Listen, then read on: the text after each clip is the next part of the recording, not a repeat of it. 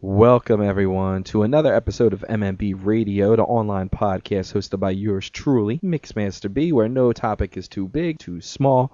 We talk about them all. We talk to everybody. And tonight, I'm very excited to announce that I have a really special guest. Adult film star and DJ, Ms. Brittany Andrews, is going to be on the podcast today. And she's someone that I've been wanting to have on the podcast, trying to work out the schedules, and just finally got a chance to get her to call in and talk about her world in the adult film business as well as a DJ. So we're going to talk to her a little bit. But before we do, we got to get our sponsors out of the way. And tonight's episode is being sponsored by the Philadelphia 76ers. Score a family fun pack this holiday season with 4 tickets, 4 hot dogs, 4 sodas, as low as $84 right now. Head on over to Sixers.com to get your tickets and score a family fun pack this evening. All right, with all that out of the way, let's talk to her right now. Let's welcome in the one, the only, Ms. Brittany Andrews.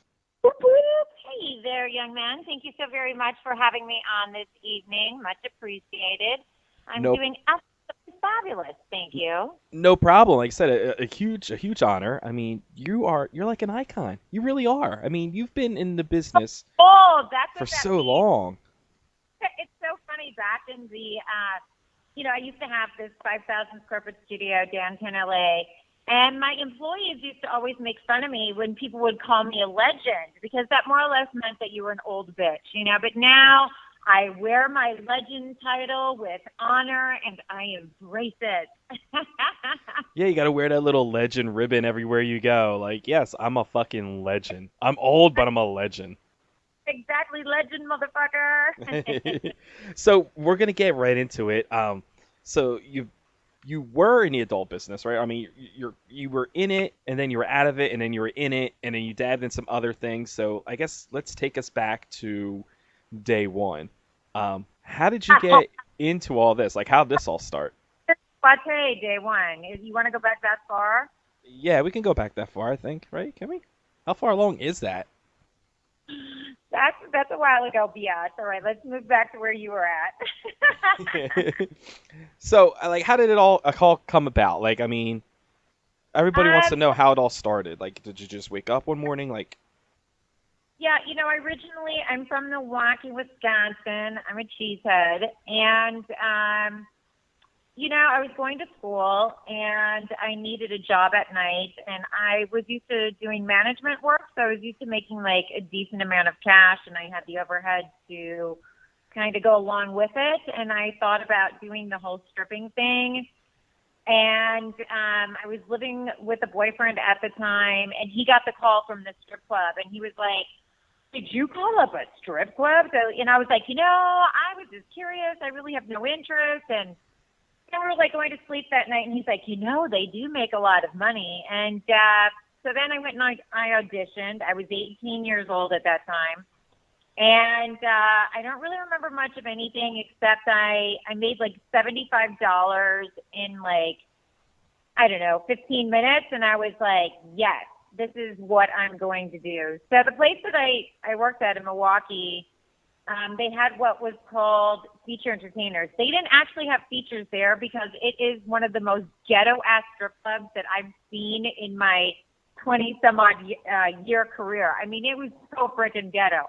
But for some reason, there was a really well-known featured dance school in Wisconsin. So with that said, a lot of features, when they weren't featuring, would use the club that I was at as like a house, as their home club. So, I met these features. One of them asked me to go on the road with her, and the boyfriend was like, "She fucks rock stars. You're not going." And I was like, okay.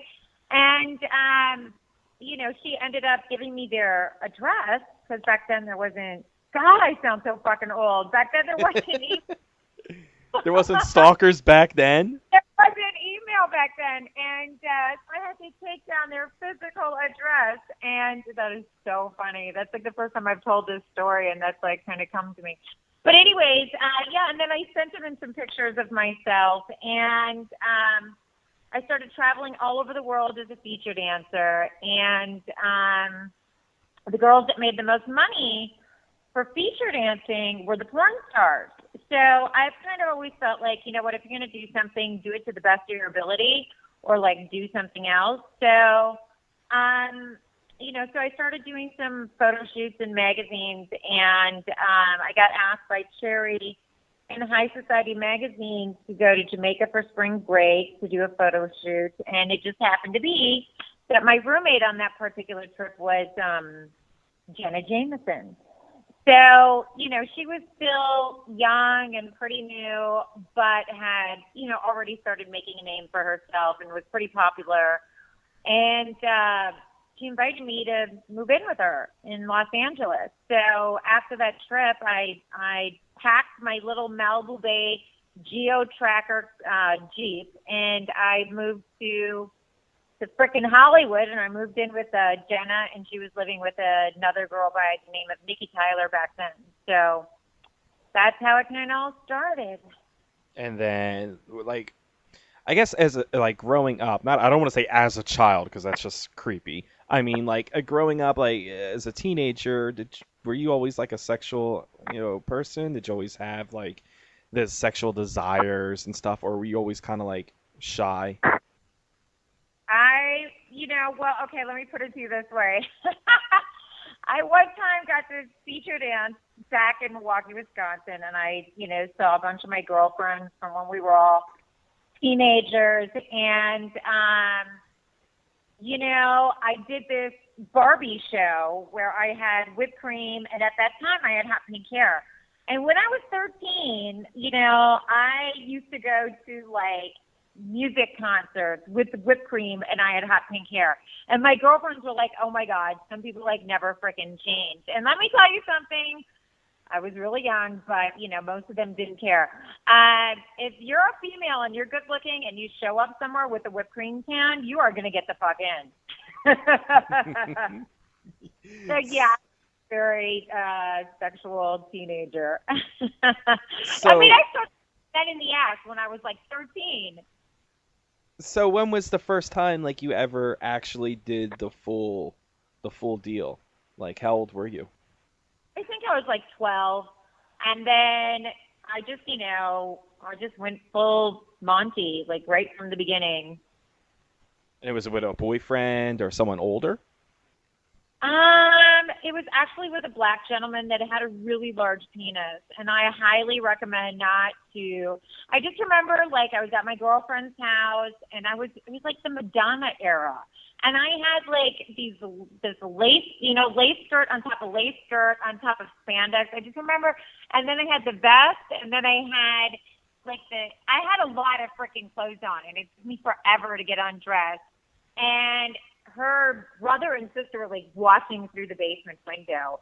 Thank you God, because like we only had sex for like 2 minutes, and then he saw the sister and brother, and then like went to go yell at them.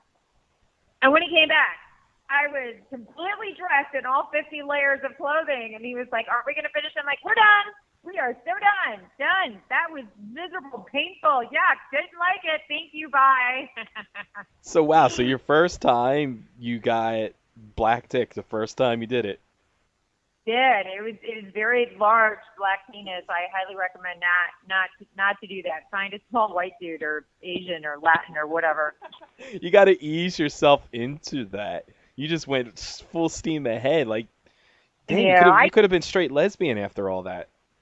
Yeah, I should have, but yeah, no, definitely not. I didn't do that until I think I had my first girl experience at like 17. All right, okay. So, how obviously the boyfriend didn't approve of you going out there. Like, how did your family and friends take the news that you were going to now start this career as an adult film star? You know, the only person I spoke to about it was my mom, and you know, she always had, you know, she always kind of had the kind of attitude of, I would have preferred for her to do something different, but if she's happy doing this, then as a mother, as long as my child is happy, then I'm happy. And, you know, and actually she's very proud. She's very proud of me. And in the beginning, you know, when I was doing the magazine, she would like go to the porn store with me to like, you know, get the porn magazines. And when I decided I wanted to do movies, you know, I bought like my first AVN magazine, and like kind of the only thing that was said was, she goes, oh, well, you know what, let me look at this so I can see what you're getting into. And, you know, and then later on, because I did a lot of magazines. I mean, oh my God, I probably been on the cover of like 300, 400 magazines or something. I did a lot. And I remember one time I was like in my living room, and she was like in the office area, and we were trying to find my layout or something in a magazine, and she's like, oh, there it is, because I recognize, and I'm like, Mom, don't ever say that. She's like, I've been seeing it since you were a baby. I'm like, still, that is creepy and weird and wrong. So when you got to Hollywood and you started doing film, was it nerve-wracking at first to be on film, everybody staring at you, or did you kind of like just take it like a fish to water? You know, when I first did my first couple of films, I just didn't really think about the camera at all, and I kicked the camera a couple of times. It wasn't until I saw those first couple of scenes that I was like, ooh, you cannot have sex on camera the way that you do at home, because, girlfriend, that does not look hot at all. You got to suck that stomach in. You got to point that toe. You got to go, ooh, ah, ooh, ah, ooh, ah. Yeah, no, not a good idea to have the same facial expressions on film as one might have at home. So you did it for a while, and then I see here you got out of the business around 2008, but then you came back to the business. What made you first want to stop doing it, and what ultimately brought you back? Yeah, so I retired in 2006, and I was so fucking over it. You know, I'd been doing it for 15 years, you know, and I had done everything. I had a 5,000 square foot studio downtown LA that I rented out for photo and film. I'd been producing and directing for, you know, I started producing, and I started, you know, I did this talk show called Talking Blue, and I started doing that right at the beginning of my career, and I started producing that, and then I started producing and directing films, you know, probably like my second or third year in. So I've been producing, I've been directing, talk shows, movies, I've been writing, I've been feature dancing, I had like 30 websites, and I did content distribution, I did licensing deals, I did VOD, I did DVD, I did every frickin' thing. I had some of the first mobile contracts for licensing. I mean, everything that you could think of business-wise, professionally-wise, in front of the camera, behind the desk. I mean, I did everything, you know, and I was so bored as a human being. Like, I needed to do something different. You know, as a intellectual, creative human being, I just, you know, I was so fucking over it. You know, I was like, oh my God, if I see one more pussy, I'm going to barf and frickin' die. Of course, I did not say penis. I said pussy. You know, I was just so sick and tired of doing the same shit. I was so over the business and the politics and just everything. I just needed to do something different. And also, too, I saw the writing on the wall. At that time, in 2005, you know, I owned a small production company. I had my studio, and, you know, the adult entertainment business is not what it used to be at all. I mean, it really crumbled. Everybody I know went bankrupt by 2008. Everybody was out of the business. There's really only like one company that owns everything today. I mean, it used to be a ton of individuals like myself, you know, that ran, you know, websites and, you know, did DVD production and all this type of thing. And, you know, the business has changed completely because, you know, of the internet. You can't make people pay for something that they're used to getting for free. And, you know, I was smart. I saw the writing on the wall. I knew if I stayed that I was going to ship, I was going to sink in the ship along with everybody else. So I decided to jump out, and I retired. I left California. I moved to New York. I saved up some money, and I decided to go to film school for quite a few years. So then when I came back in, I left 2006. I came back in 2010. And I came back. It was kind of funny because there was a director that contacted me, and he was like, he didn't realize that I had been retired and lived in New York and the whole 9 yards. And he asked me to be in fucking Golden Girls, like a parody of Golden Girls. And I was like, what? I damn near hung up the phone on him. I like blew a gasket in his ear and said he was fucking rude, you know.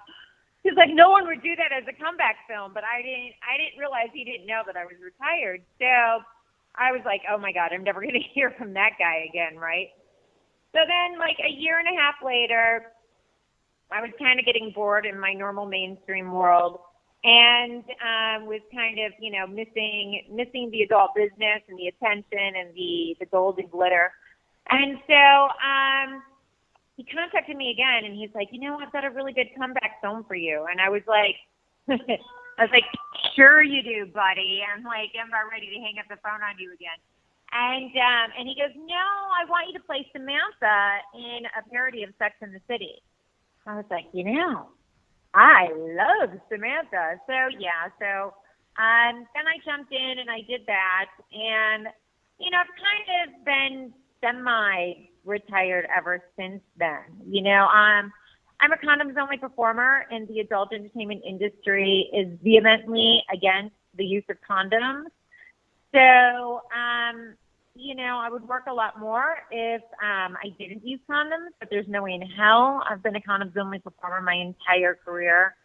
So I don't work very much because nobody really hires people that use condoms anymore. So I've done a couple of scenes here and there since then, and I'm more than happy to do more. It's just the condom issue. Now, I was going to ask about that. It's kind of a nice little segue.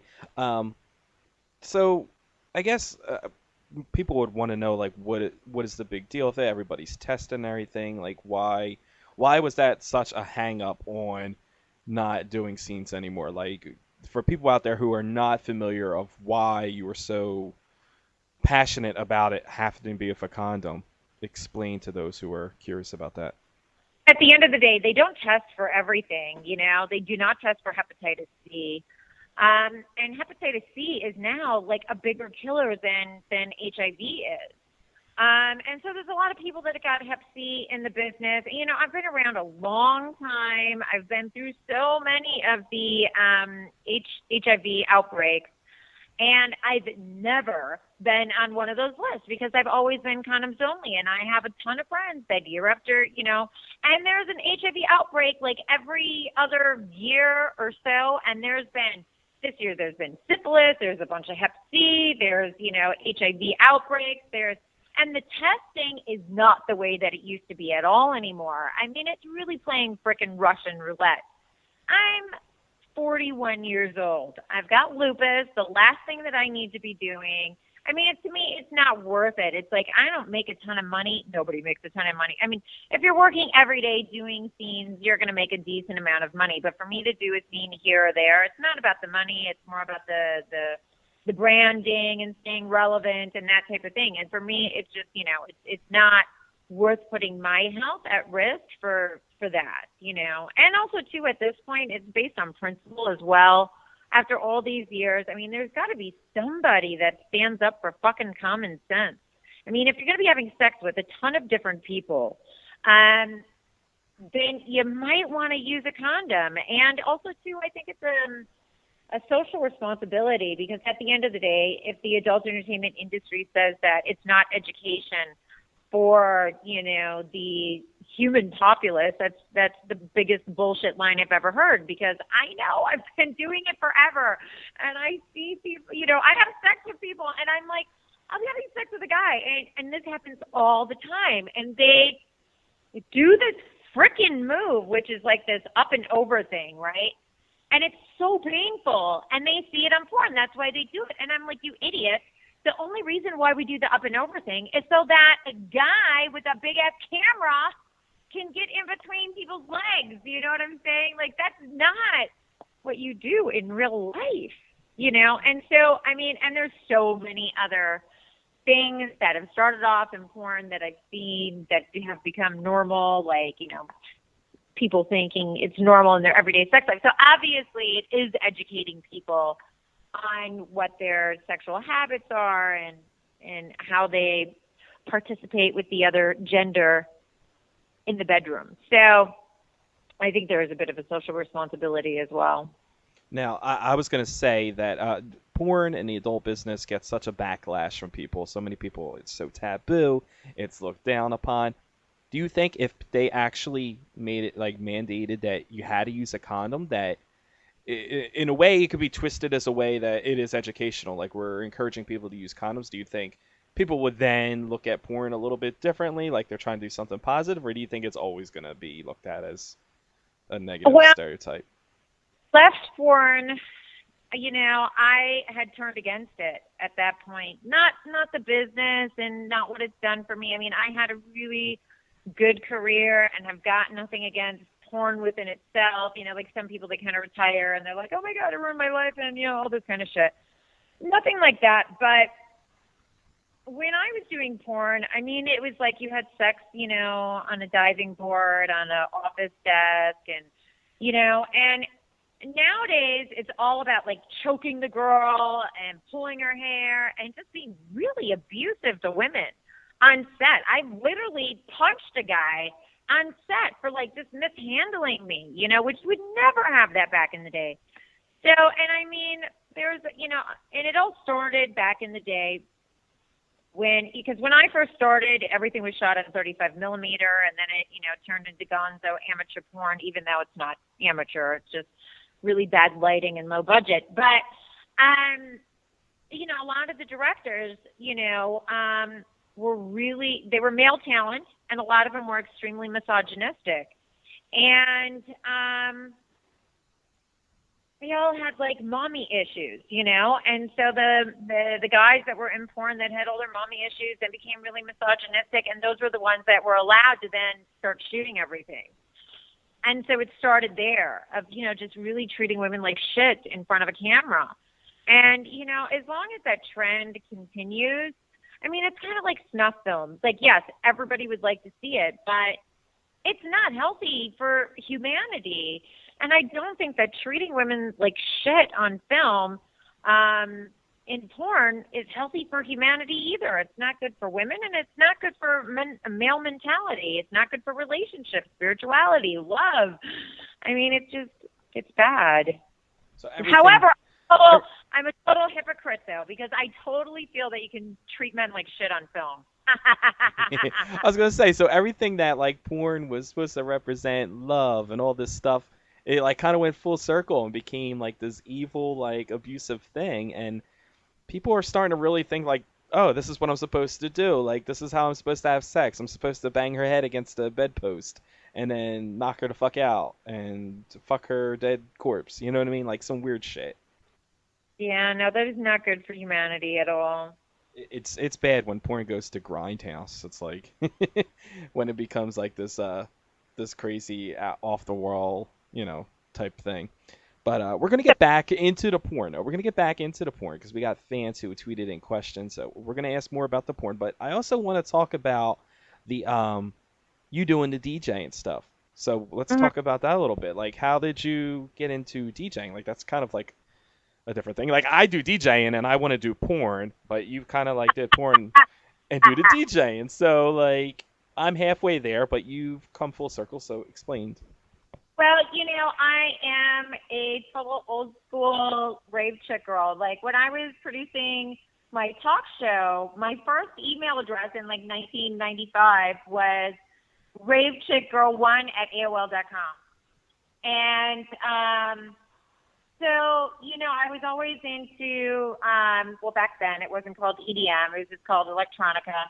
And so I had the turntables that I have today, I still have. I've had them like 20 years. So I had a mixer, I had turntables, and all of my friends were DJs. And I had a 5,000 square foot freaking studio downtown LA. And I did a lot of really good fucking drugs back then. So come on, I used to have parties at my place, and I used to have so many different DJs spinning on my shit. And, I'm all fucked up on G and E and God knows whatever else. And I'm cool. I do that shit. But, at that time, I'm a freaking porn star. Like, it never would have occurred to me to be a DJ, So then, I did the film school thing, and I did really well with it. And, I had, 3 of my films premiere at the Cannes Film Festival. I've won, 20 awards for my independent films. However, it's really difficult, financially wise, to make a lot of money in filmmaking. They always kind of say it's a luxury hobby of the rich, And so at that time I was thinking, I wasn't really doing a lot of films and any porn films or anything like that. And the mainstream film thing was, it's very, very time consuming. And so I kind of have always been an individual that consistently reinvents myself, my entire career with, obviously I've said I've done a lot of different things. So I thought, I have another girlfriend. I've known her 20 years, and she always used to book me as a celebrity host with a lot of her DJs. She owns a DJ booking agency. And so I've known her forever. And I said, hey, girl, do you think if I did this whole DJ thing that you'd be able to book me? And she goes, well, if you're fucking good. I'll you back in a couple of years, And that's exactly what I did. I started working on it and practicing it. And I went to Dubstep in New York in the meatpacking district, and I took a master certification course in Ableton, and I took turntablism, for scratching and mixing and stuff like that. And I spent a couple of years working with friends of mine who were DJs, and kind of trying to master the craft as much as possible. And then I said, fuck it, I'm ready to do this thing. And I called her up, and actually first I started getting some smaller gigs in New York through friends. And then I started working with Michelle Levy, and she started booking me. And I've known Esterman, another agent that I work with quite often. I've known him forever. I've known all these agents forever. So I just started making phone calls and going, hey, book my shit. And that's how that kind of started. Awesome. Very awesome. So we'll get into some of these questions from fans, and we'll stick with the DJing here for a minute. So some of your fans, obviously they know you well. You promote yourself very well as, a DJ and everything. And one fan wanted to know what model and make turntables do you use? What are you currently using? Oh, I've got the Technique 1200 MK2s. Those are the ones that I've had I literally have had them for almost 20 years. You gotta love them. Techniques, they just never go out of style. I still got a pair of 1200s that I use, vinyl 1200s that are just, it's like a Mercedes car. It just doesn't go out of style, Well, it's funny too because, obviously, I love spinning on vinyl. When I spun on in Halloween in Saskatoon, Canada. I teach there at the O'Brien Center, and it was nice to get to spin on vinyl. The only thing that sucks ass as a female is I wear wigs and hair extensions and shit like that, and your hair sheds all the time. And there have been quite a few times that I get a long piece of hair around the needle, and it's look, as the needle's going over it, and when it's on a really loud sound system in a big club, it's oh my God, that's my fucking hair around the needle. I'm sure people don't even care. They're just they're so fucked up and looking at you, they're probably not even noticing. Now, someone wanted to know, are you a Serato girl, or what do you use software wise? Yes, I use Serato. I use Ableton. I use the CDs sometimes as well. I've been kind of thinking about moving to just a USB stick and a CDJ. It just kind of depends on the gig. If I can do vinyl, I'll always do vinyl first because it just, it's that old school. It just feels good. Like you said, a Mercedes. That's a nice way of putting it. But, yeah, it kind of depends on the gig and what they've got. And you know, it's like when you're DJing, you never know. You know, I kind of feel like this moment, you know, it's not even about like how good you can mix. It's more about how good are you at troubleshooting tech issues, you know? I always thought the same thing, and I never. Thank you for saying that because I never openly admitted that. I'm like, it doesn't like really like it does matter when mixing. Don't get me wrong, it does matter when mixing and everything, but it's always like, how do you fix something you fuck up? You know. That's the simpler aspect of everything is the mixing. It's all these fucking tech issues that happen. And the thing about it is for me, which makes it more difficult, is I'm not DJing like every night. So, yeah, these tech issues have kicked my ass. You know, I had a set in Arizona at this rave, and the BPM, I was not touching absolutely anything, and it was going all the way up and then all the way down. And I'm looking at everything going, what the fuck? I'm so happy that I didn't start DJing until after I became sober. Because if I would have been high, I would have been like, whoa, what the fuck? Well, see, that's the one thing I've always noticed from when I'm DJing. I always notice that, like, you could be mixing along and everything. And, like, I guess because I'm the DJ and I'm a perfectionist by heart, I notice every little nook and cranny, every little detail that's fucking up, if indeed it's fucking up. But, like, for most people, they don't even notice it. They're like, oh, I didn't even really notice that. Oh, my God, everybody's staring at me. And it's like, yeah, exactly. Yeah, they don't frickin' know a damn thing. And yeah, exactly. But but there's always tech issues that happens, like, every frickin' where. It's almost all of my sets recently, it's not one thing, it's something else, Yeah. Coming up on the other side, we got more with Brittany Andrews. Don't go anywhere. Keep her here on MMB Radio on MixmasterB.com. Feel it? JJ, what? You know the game's on tonight, right, Amy? I know, but it's my turn to chaperone. NFL Mobile is now free with the More Everything plan from Verizon. Download it, and you can watch the game right here. Hey, JJ. What's up, girl? Get NFL Mobile, included with the More Everything plan. Hey, MMB Radio listeners, do you have a company, special event, or cause you want the world to know about? If so, you're in luck. MMB Radio now has advertising space available during all podcasts. Have your pre-made spot or live read heard by thousands of people a day. Great rates available, some exclusions do apply. For more information, email us at mmbradio@aol.com.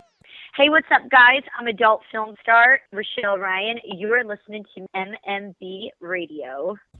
Mama Sherman and the Legion of Superfans. No sight of them yet. Keep looking. Their mission, to get Richard Sherman his Campbell's Chunky Soup. Hi, baby.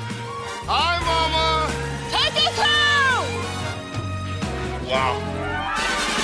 It's new chunky beer and cheese with beef and bacon soup. Beer. Cheese. Beef. Bacon. I love it. And Mama loves you. It fills you up right.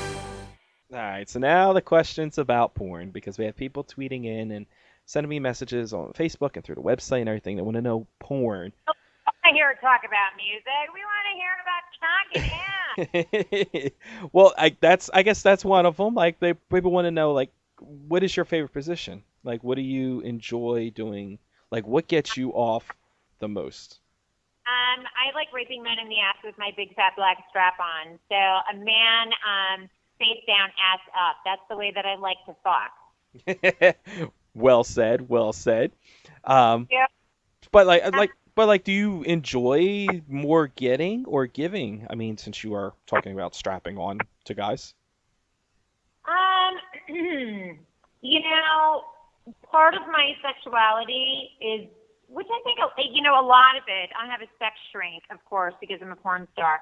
And, you know, me and him were talking about it one time, and a huge part of, you know, well, at least for myself, and I think for a lot of men, I'm not sure about women, but, like, a huge part of my sexuality is aggression. And without aggression, like, my sex drive is very minimal. So, you know, I've definitely found out that if I can't be aggressive, my sex drive goes down really, really, really low.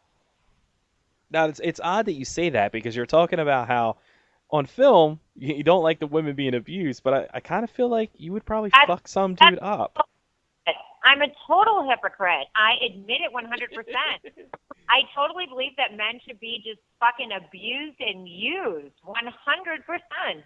But women should be little dandelions, like little orchids, like little flowers, precious little flowers.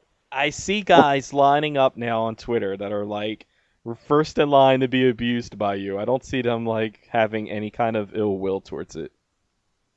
Exactly. They can fucking handle it. Be a man.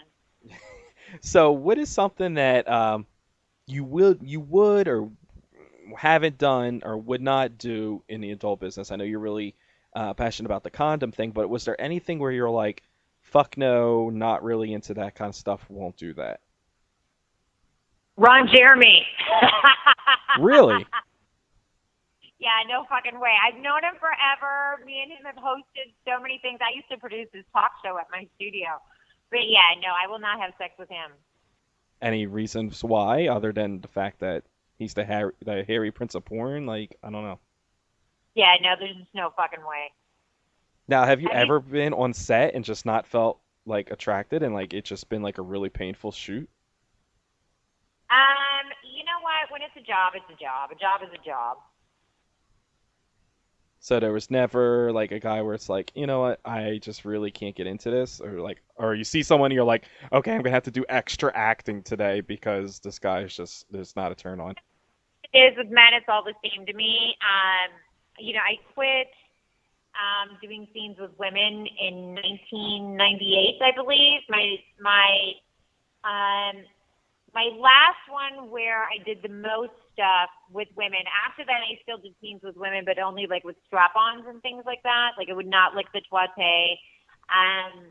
The one that I did with Jenna in Flashpoint, the bathroom scene, that became a really iconic kind of very well-known scene. Like a lot of people go meet me and they're like, well, what movies have you done? I don't recognize you. And then I'll mention that scene. They're like, oh my God, I love that scene.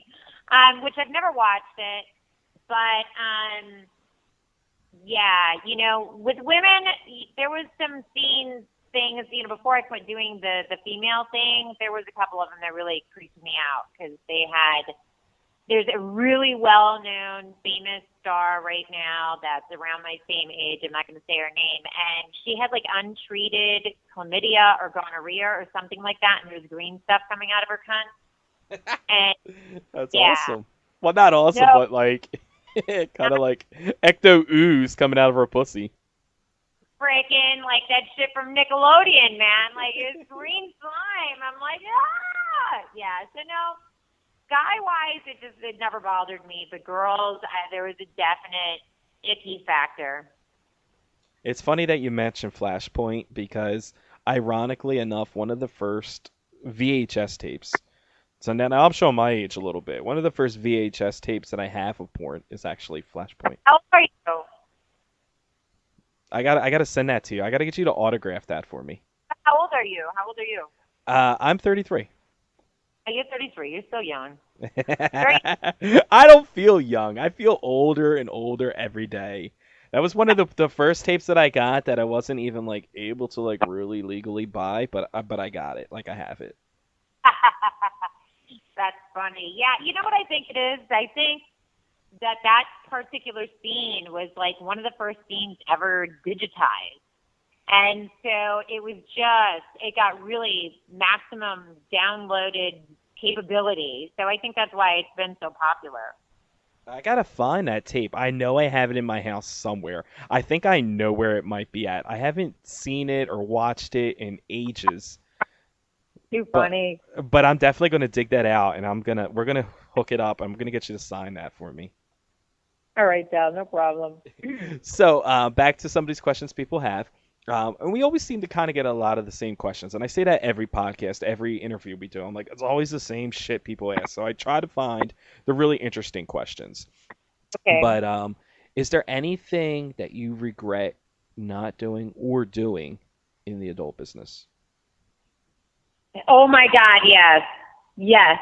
Yes, yes, yes. There's one particular scene that is out there where I am shit-faced. Like, I am so wasted. It was shot at my studio. Like, I've been in the business like 23 years, something like that. And my entire career, there's like maybe 4 scenes, I think, where I'm pretty fucked up on camera. Which, for a porn star, with that amount of time, to only have 4 scenes where you're wasted, that's actually not that bad. But yeah, you know, it was shot at my studio. And you know what, those times when, like, you can drink forever and not get drunk, and then there's those other times where you drink a little bit and you're wasted? I can't really relate because I live a straight edge lifestyle, but I will take your word for it. I take my word for it. And if you're a female and you die really hardcore, which of course I always have, that can also play a major factor in the, okay, I haven't eaten like 2 days. And so anyways, yeah, there's a scene that I did, and I'm so fucking pissed off about it still to this day because it was shot at my studio, it was shot by my people, and beforehand I had signed the releases and everything, and my people gave the guy, the other guy in the scene, because it was a content trade shoot, gave the other guy the content and the release, and they knew I was completely wasted on the scene. And like at one point, my freaking wig comes off. Yes, embarrassing. So you were like totally like on a whole nother level. Like they were like, did you think maybe they were trying to go for that look, like that whole kind of feel, or do you just think they just didn't fucking care? No, it was my shoot, you know? It was my shoot. So, yeah, I mean, there was no they. It was me. So there's nobody to blame but yourself then, on all accounts. No, it's my employees. They should never have let that guy. They knew I was wasted off my ass. They should have been like, you know what, we're going to wait for the boss, you know, when she sobers up to see if she wants to, because she was pretty wasted, you know. Like, they should have freaking did that. I'm still very angry at my camera guy and my web guy that they freaking gave him that, you know, and then he put it fucking everywhere. It's a really popular scene. I see it all the time. I've never watched it, but I'm just like, oh, no, so awful. Yeah, that's my one big regret is that one scene. Now, was there anything that you didn't get to do in the business that you wish you had? I mean, I guess you still have time. You could always go back and do it. But, like, in the heyday, when you were, like, hardcore, no pun intended, like, really, like, into it, you know, doing your thing, was there anything that you're like, I really wish I had done that before I started doing other ventures? The only thing that I can think of that I really didn't get to do that I would like to do more of, and I don't think it was all that popular back then, was cuckold. Okay. I can see that, being the aggressive type and abusive of men. I can see how you get off on that shit. Yeah, I really find that like super fucking hot, and that's one thing out of everything that I really haven't done the way that it should be done. So like with like a gay guy and like you and a straight dude, or? Oh God, no. I mean, the whole point is to make fucking straight guys do shit that they don't want to do. That's true power and control. Well, that's what I mean. Like those type of videos, like it always seemed like to me that like the guys that were in it are like, okay, he's playing a straight dude character, but come on, he's really queer.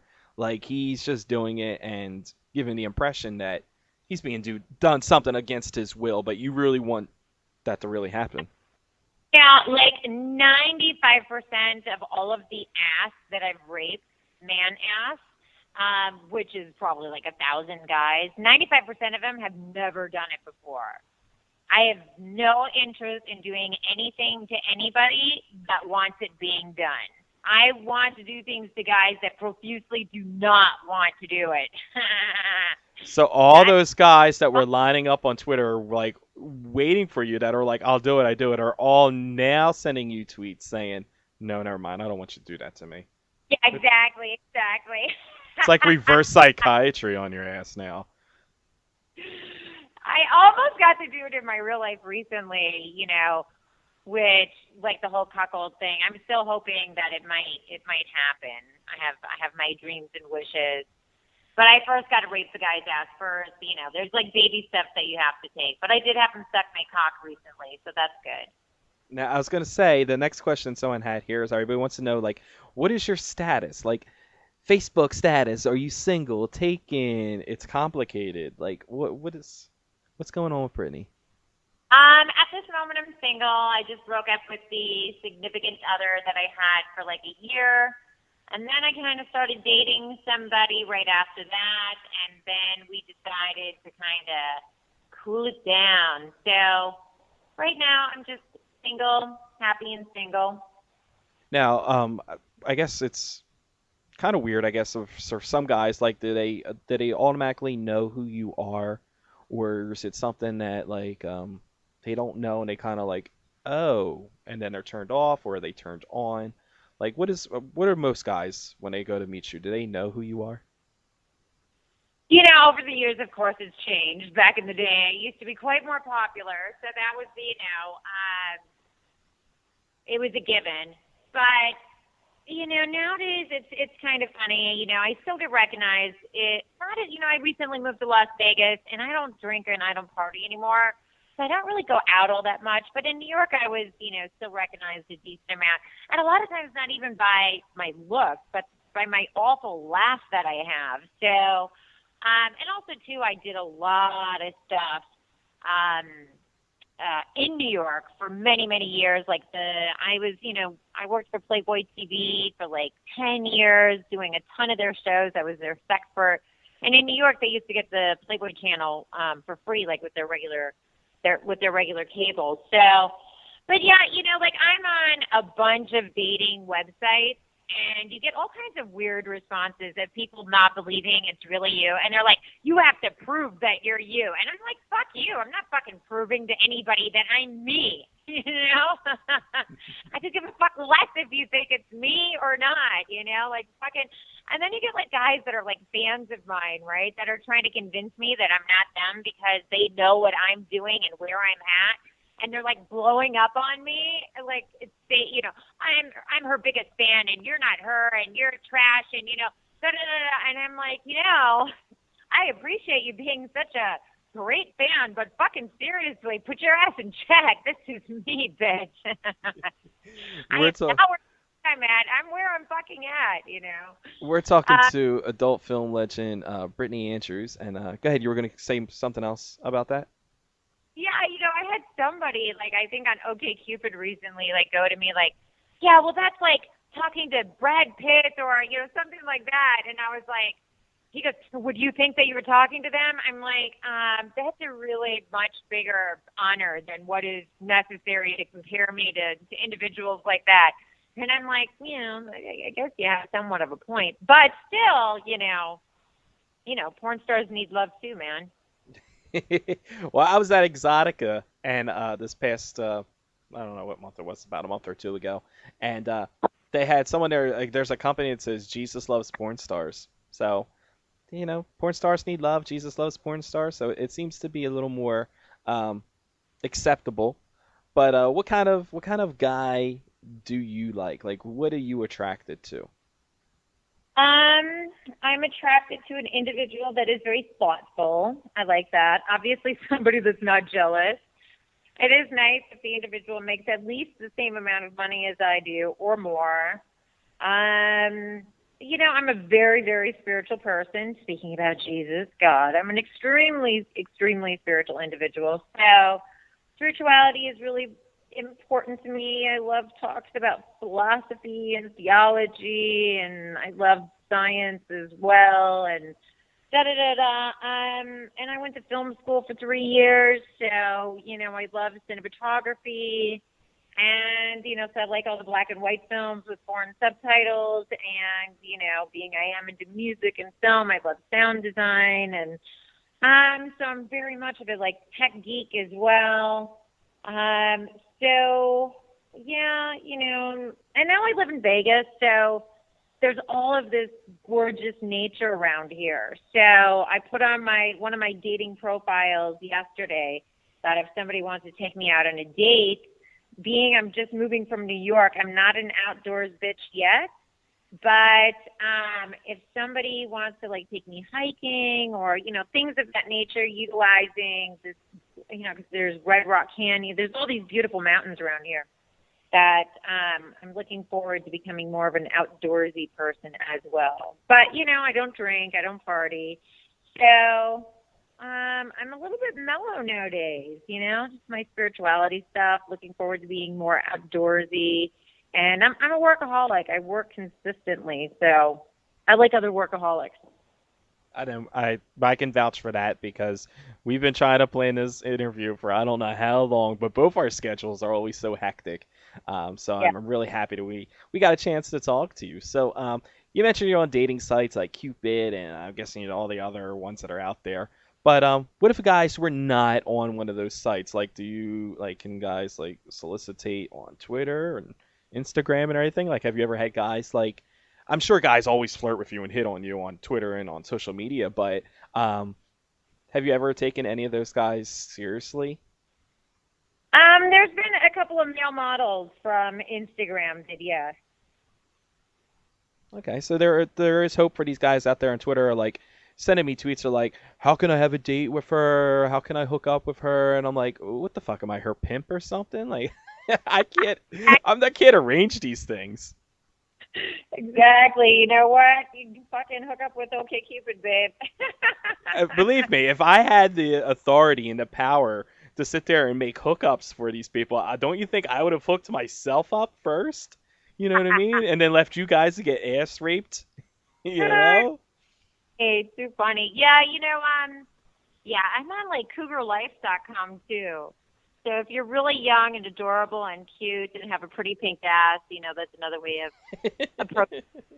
But, you know, the thing about it is I'm very picky, you know. It's like I don't allow anybody to get my number for quite – and that's the thing, too, is I don't really – if they don't know who I am from the beginning, you know, I kind of wait for a while to tell people because, you know – otherwise, then it's all about sex. And, you know, and I've been in my 20s when it was all about sex, but I'm in my 40s now, and it really is not. I really actually would prefer to find somebody that I can watch a movie with over, you know, hanging upside down from the chandelier. You know, I've kind of been there, done that, and I'm just too fucking tired for all that shit anymore.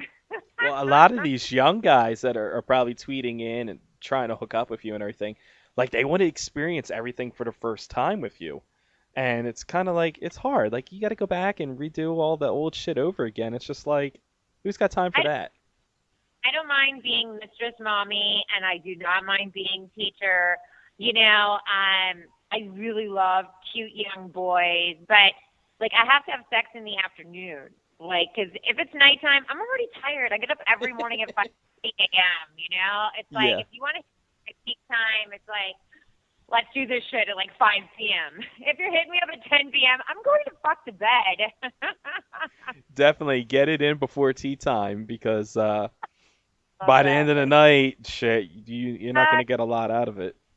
I'm not snorting lines anymore, so I actually go to sleep. So, how young is too young? I mean, I noticed like there was people who were tweeting. I got a couple of tweets from people that were like, is she into younger guys? But like, how young is too young? I mean, obviously of legal age, but as long as they're legal.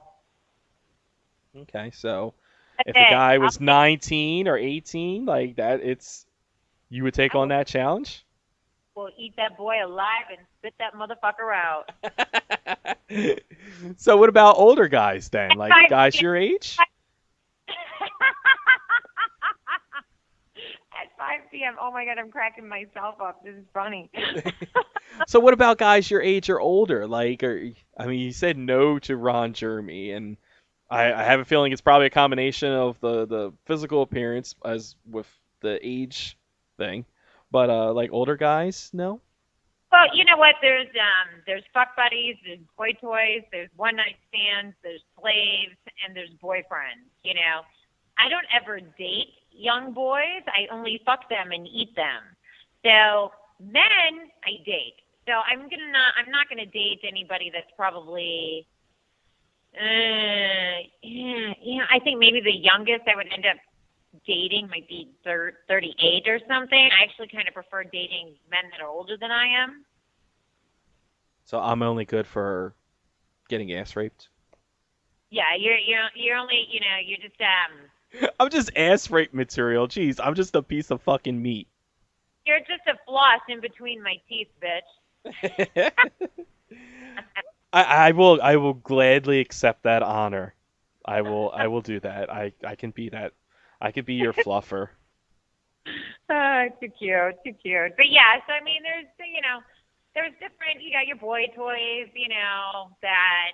Because I stayed single for a long time. A lot of time. The last time I was single for 4 years. So, you're not going to be without play toys during your single dome. You still need to get laid and have fun. So, you have a couple of slaves, some boy toys, some fuck buddies. It keeps being single fun. Now, what have you ever had any of these slaves, boy toys, fuck buddies, whatever other titles they may have? Have they ever been one of these guys and then eventually developed into dating material, or is it like once you? No. No. No. There is no chance for position fulfillment. Yeah, no, it ain't happening. No, if you're a slave, if you're a fuck buddy or a boy toy, that is all you will ever be. You don't get upgraded. So, this is really a mind fuck for these guys on Twitter. Because, at first they're jumping at the bit, and then they're retracting. And now they're like, wait, if I want a long-term deal with her, then maybe I shouldn't do this. Yeah, you know what? The mind of Miss Brittany Andrews is a complex spider web. So you will get tangled up in it, guys. So think your game plan first before going into it, because there's curveballs all over the place. They're lucky that, back in the day, I used to just drug boys and rape them. God, it was so much fun. I used to have so many different tactics to, use ketamine and gamma hydroxybutyrate, and, oh, God, it was so much fun. So, there are guys walking around right now who you ass raped who... Or drugged. Who don't even, know that it happened, or... So many boys. Well, they're not boys anymore. But oh my God, I used to drug and rape guys all the time. It was so much fun. You were just a natural little Bill Cosby then, weren't you? Yeah, exactly. And then we fast forward all these years later, and are like, this cougar raped me 20 years ago. And everybody's like, ridiculous. It never happened. Yeah, no, it never happened. But yeah, that is really hardcore with Bill Cosby, man. That is so hard. Wow, that is fucked up, man. Who would have It's fucked up, but at the same time, this is really touchy subject, and I know I might get some heat for saying this, but I don't understand. I never understood why people wait so long to come out and say something. And then there's always the people that are quick to defend and say, well, you can't put a time frame on when someone's going to come out or feel comfortable saying something. But my feeling is I feel like when one person says it, it's like a wildfire. I hate. I hate that it's I don't know. It's just a weird thing to explain. I personally think myself that at that time, with a lot of those women, they didn't have any notoriety, and nobody would have believed them. I mean, he was such a big powerhouse name in entertainment that, nobody would have believed him, and which is unfortunate, but I think very true, and until somebody stands up and says something, then it kind of gives you empowerment to feel as though you can, kind of go against it. Without that, you've got no traction, and you could be sued. And, it's one of those things that if it is over the statute of limitation, how can you prove something like that? And his entire legal team comes after you to, shut you up and you ruin your entire life. So, I mean, I can totally understand the reason why somebody wouldn't say anything until much later when a bunch of other people start, expressing it, especially in this particular case. I guess what I'm saying is it's totally crazy because you don't know how many of these people are making it up and how many people are being serious and legit about it. And then when they all start coming out of the woodwork at one time, it's like, okay, well, but I don't know. A lot of the individuals that have came out in this particular case, I believe, are very credible. you know? I mean, it's just, I don't know. I kind of feel like when you have a lot of people at once, it starts to kill the credibility. Even if it isn't, like, even if it is legit, I feel like it starts to downplay it a little bit. For me, I feel the exact opposite in this particular case. I feel that the momentum and the individuals that were stepping up just made it more credible, the whole thing. But, to each their own. Moving along. Prove that I am a total hypocrite. I do not believe that you should drug and rape women, but I think it's totally fine for men. How did I know you were going to say that? So, I mean, seriously, like, has there ever been a guy that you drugged and raped, and then, like, they legitimately did not know what happened? Oh, yeah. 100%. Really? Yeah. Oh, yeah. Did you tell him later, like, what you did, or have you never told him? Some yes, some no. So the ones that are some no, I mean, is that, like, technically against the law? Like, I mean, like, or no, or not to incriminate yourself, but I'm just like... If you don't get caught, you don't get caught. Yeah, I mean, I'm assuming, like, did you ever, like talk to these guys afterwards, or? Can you imagine a guy, like, going to a police station and saying, a porn star raped my ass? Right, let's get over. Oh, yeah, where can I sign up? How much does that cost? Yeah, you're in Vegas. It's like, well, you're in Vegas, so, like, if it happened in a brothel, it's like, the shit's legal.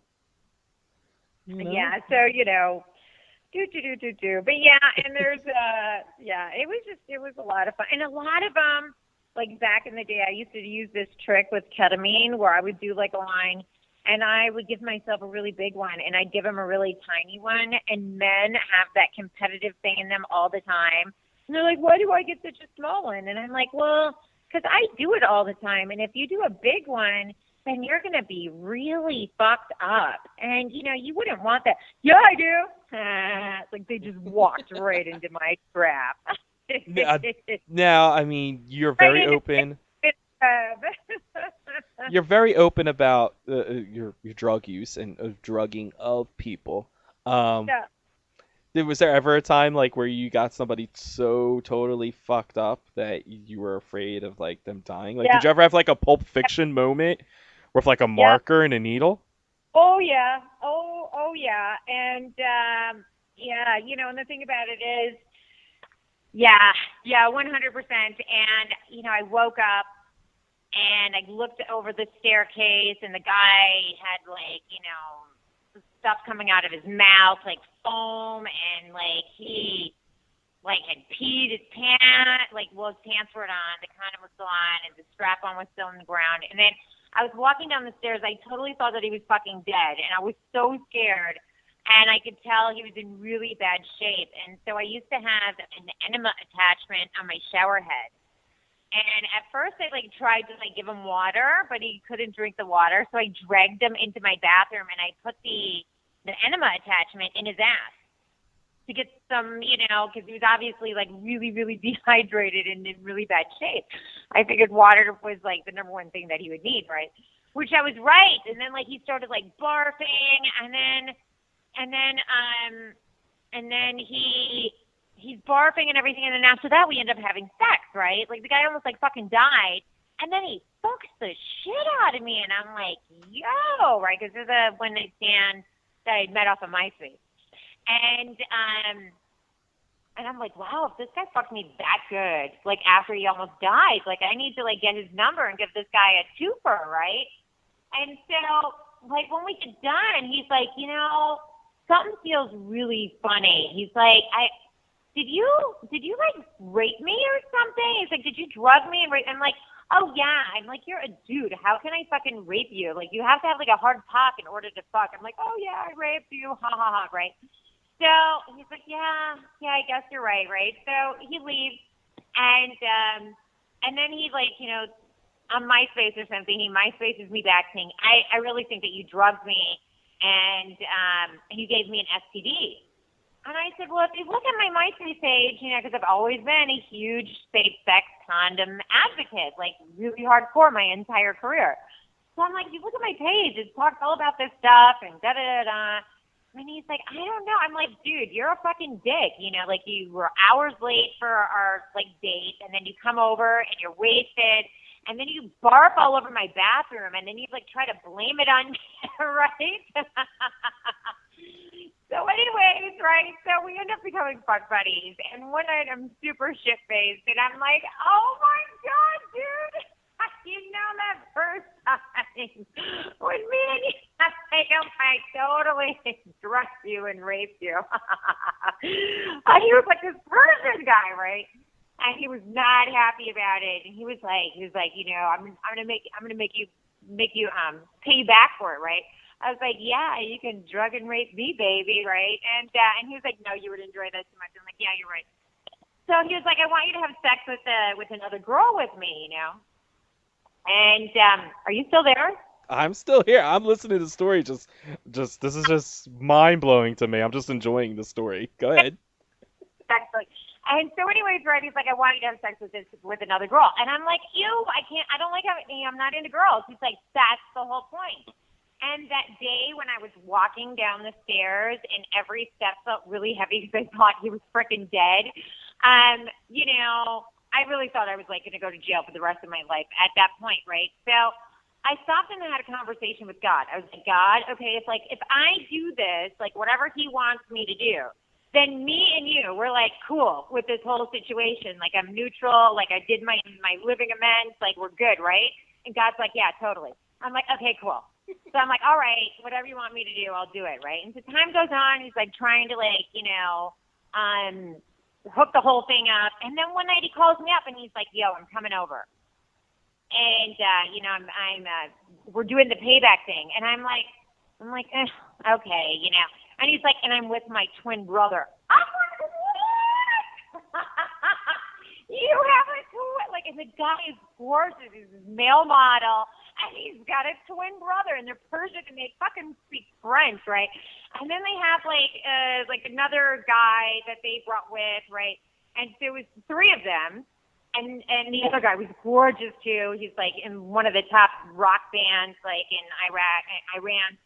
And, yeah, like, that was one of the best nights of sex of my entire life. I had done a photo shoot earlier that day, downtown LA, at, like, the food market area down there, and all these Mexicans had given me all kinds of strange vegetables that somehow ended up in that evening.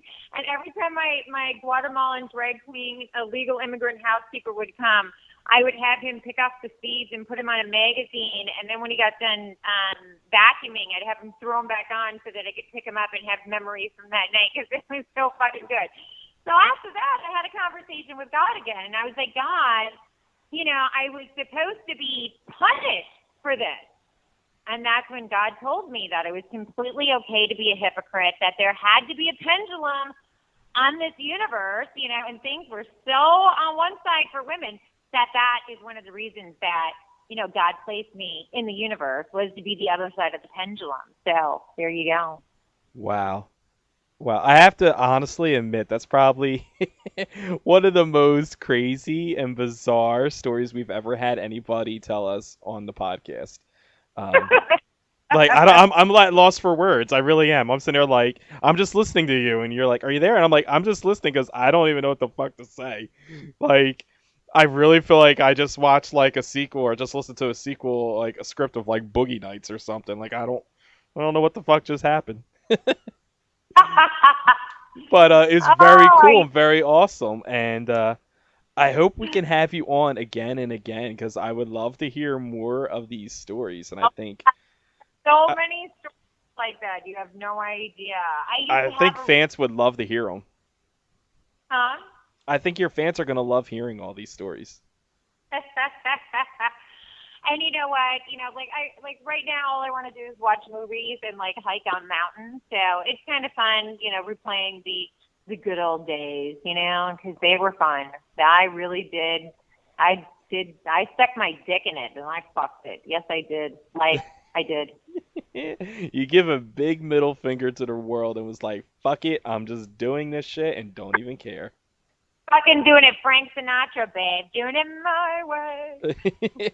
Well, we appreciate you calling in and talking to us. Is there anything you want the fans to know? Anything that you would love to tell the fans? I mean, other than, God, I don't know what else there is left to say.